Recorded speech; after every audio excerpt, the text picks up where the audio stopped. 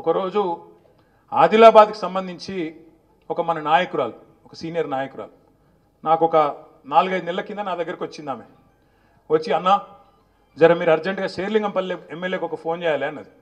ఎందుకమ్మా అన్న, మావాడు అయ్యప్ప సొసైటీలో ఒక బిల్డింగ్ కడుతున్నానా, ఆడ ఈ జిహెచ్ఎంసీలో చాపుతురట, ఎమ్మెల్యే చెప్తే ఇంటరట, జర ఒక ఫోన్ చేయన్నా అని వచ్చింది.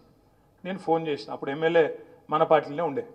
ఫోన్ చేస్తే ఆయన ఏం చెప్పిండు ఎరికైనా, సార్ జిహెచ్ఎంసీలు కాదు, పాడు కాదు, అదంతా ఇక్కడ తిరుపతి రెడ్డి ట్యాక్స్ నడుస్తుంది సార్ అయ్యప్ప సొసైటీలో. ఒక్కొక్క స్లాబ్కు అక్కడ 500 గజాల లోపల అయితే 10 లక్షలు ఇవ్వాలి, 500 గజాల పైన 1000 గజాల లోపల ఉంటేనేమో 18 లక్షలు ఇవ్వాలి సార్. ఇది తిరుపతి రెడ్డి ట్యాక్సు.